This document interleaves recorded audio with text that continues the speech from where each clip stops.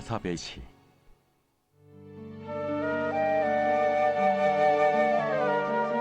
하나님이여, 이방 나라들이 주의 기업의 땅에 들어와서 주의 성전을 더럽히고 예루살렘이 돌무더기가 되게 하였나이다.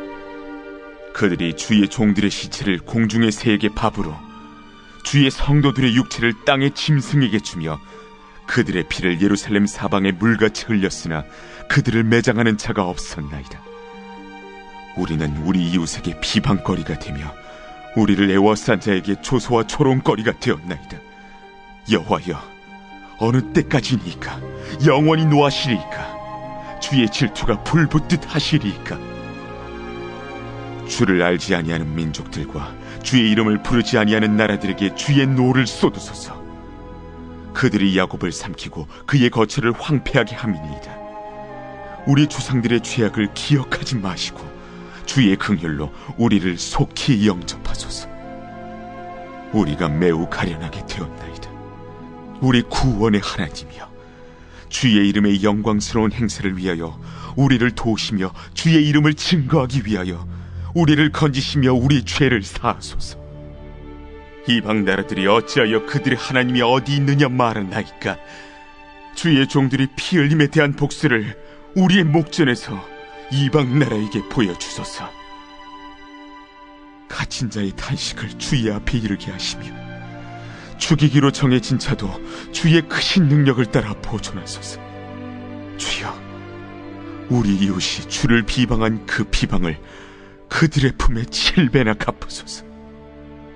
우리는 주의 백성이요 주의 목장의 양이니 우리는 영원히 주께 감사하며 주의 영예를 대대에 전하리이다.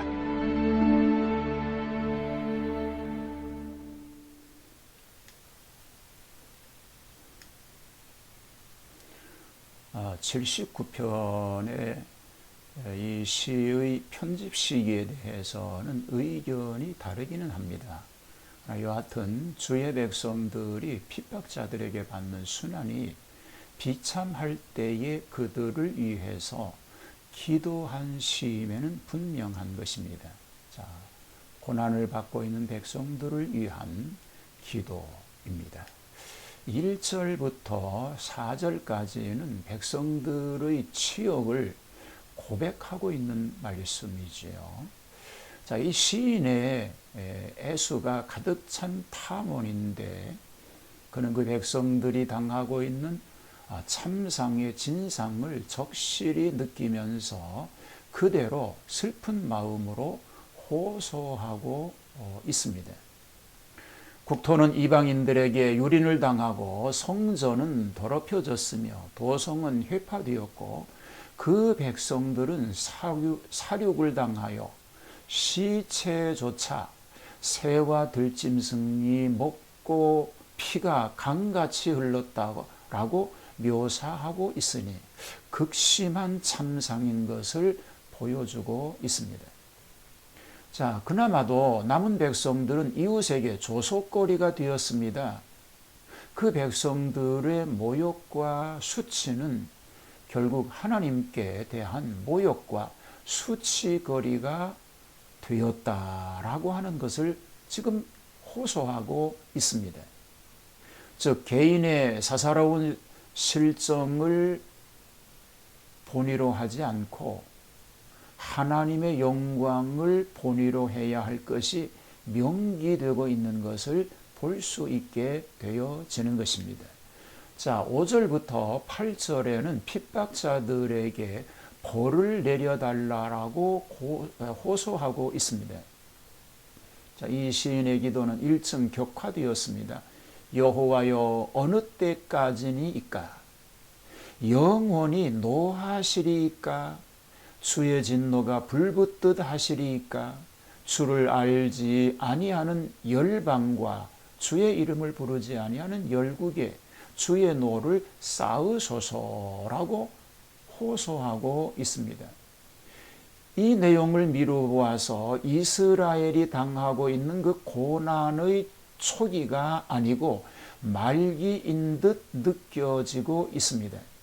그 이유는 그들의 많은 징계의 책찍으로 인하여 우리 열조의 죄악이라고 하였습니다.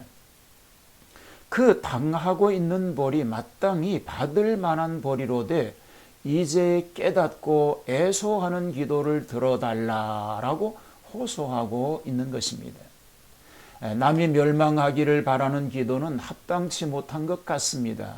그러나 이는 어디까지나 개인의 살이를 위하지 않고 천국의 이해관계를 위하여 처지에 확립하여 드리는 기도이기 때문에 이 기도는 합당하다라고 받아들여집니다.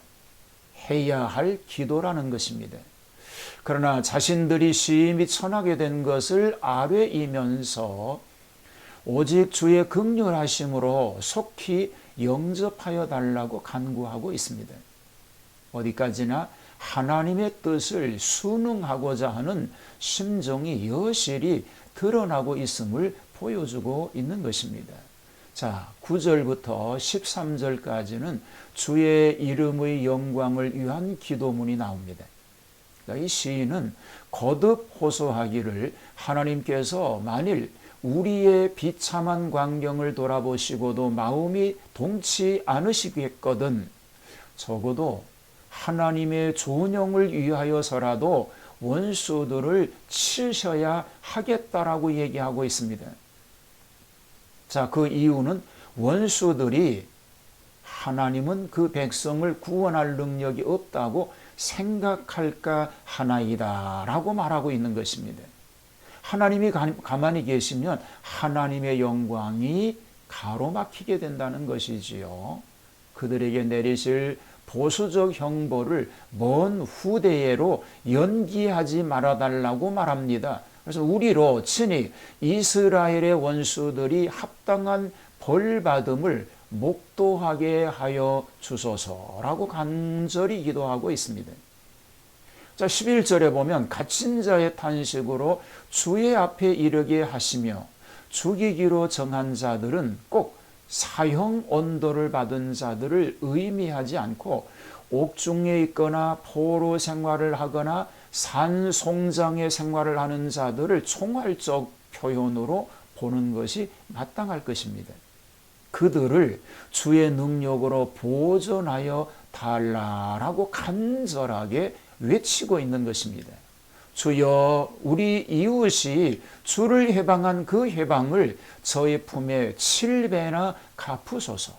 12절에 이렇게 호소하고 있습니다. 성도 여러분, 오늘 우리가 고난을 당하고 있는 사람들을 위해서 기도하여야 할 때가 아니겠습니까?